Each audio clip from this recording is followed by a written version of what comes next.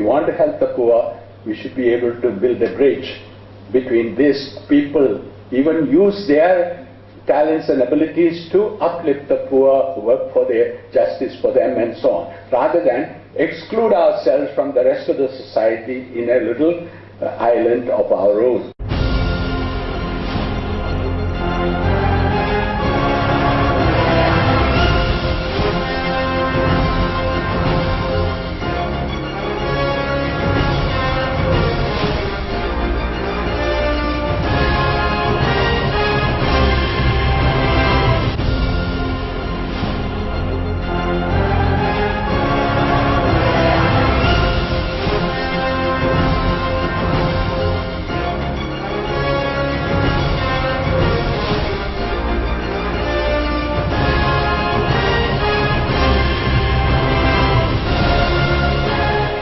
On the 20th of June, when I complete 50 years. And when I look back at 50 years, though it looks like a long, very long number of years, but it is actually gone very fast. And I have experienced many very interesting changes in the society and in the church, and of course all around me. When I look at the changes that have been taking place in our province, I saw that our provincemen were mostly Australian priests, and I was the first one to join from Kerala, and I was alone for several years. But the lifestyle at that time was very much Australian, and which changed over the years to very simple life, very close to the people we were serving, and simple food, simple dress, simple modes of transport, and reaching out to the people in the far-flung areas. These were big changes that took place which had a great impact on me. I had a short term in a parish, traditional parish. Then I was made the first provincial of Hazaribagh, because it was a region before that. And that was a great challenge for me, because I was away from the province, but coming back to the province, 8 years, after 8 years, I had to give a vision and a plan for the province, really to organize as a province of Hazaribagh region, and that was a great challenge, and I had many exciting times there. Not only starting new missions, some of them among new tribes which we had never approached, like Koravas, then promote the inculturation among the Dalit and also among the Sandal people, which our province was doing very well. Then there were some tragedies too. Once I was in the night attacked along the road by someone, and I got hit and was hurt and bleeding, but I didn't die. I reached back home, and that was a very serious hurt on my head. Of course, I got over that. Then the real tragedy was when one of my own companions, who was working among the Dalits, was kidnapped by the Naxals, and he was beheaded. Father A.T. Thomas is that.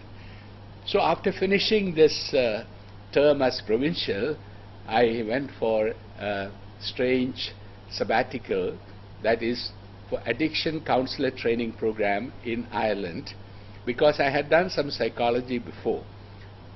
My purpose was to come back and work among the tribal people and Dalit people who had a lot of problems with addiction. So I thought we could help the families, their children, with some counseling, some guidance and so on. But I was sent to Punjab, where the Delhi Archdiocese wanted a training program for the seminarians before they went to philosophy. So I was once again back in training the diocesan priests. I was the only Jesuit in that diocese of Jalandhar. Later, after 1 year, I was called to Delhi to become rector of the Vidyajyoti Theologate. During that time, I had gone to some of these dioceses to give retreat to the whole diocese and the priests. In this way, even today we have good relationship. From Vidyajyoti, of course, is an exciting place. because it is in the capital, and the theologians, about 150 of them, are very much part of the civil society. Anything that happens in Delhi, they are part of it. So they do go for a lot of works among the people in the slums, in the Muslim mohallas, and in the Jantar Mandir, where there are a lot of protests take place, participate in great procession, dharna protests, as well as contribute a lot to the domestic workers training programs there. There are more than 100,000 domestic worker girls in Delhi. Many come from Jharkhand, Chhattisgarh, Orissa, and so on. So these people are involved. About 25 scholastics are involved in going and giving some services on weekends, and in this way they have been a support to them, because they are very much lost as migrant laborers in Delhi. So from there only I was called up to this new job, and now I am completing 4 years on the 31st of May. And I feel that the conference has been making strides, but it has its own challenges and difficulties. Because right now we are about 4,100 in the conference, so the Society of Jesus expects that we play a greater role in the international responsibilities of the society, in the various universities and of Rome, which the society is running, as well as man the curia of the general and so on. But we have been very much involved in our own provinces because of the many activities in which our Jesuits are involved. So we have not been looking beyond the provinces or not even to the conference. So with great difficulty I find people for the conference needs. We need about 120 of them to run the conference work alone, and I have to depend on the provincial. They are also under pressure to give more men to their own works, so very difficult to get the right people and to get things moving. In spite of that, we have done a lot of reorganization of formation.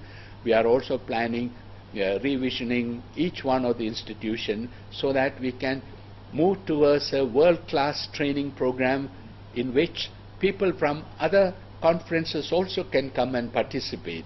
So this is my vision, that conference should provide, with the Asian flavor, Indian flavor, spirituality, theology, interreligious dialogue, and social sciences, in such a way that the rest of the church can be enriched and the other Jesuit conferences can be enriched. So this is where we are moving, and another 2 years maximum I will have.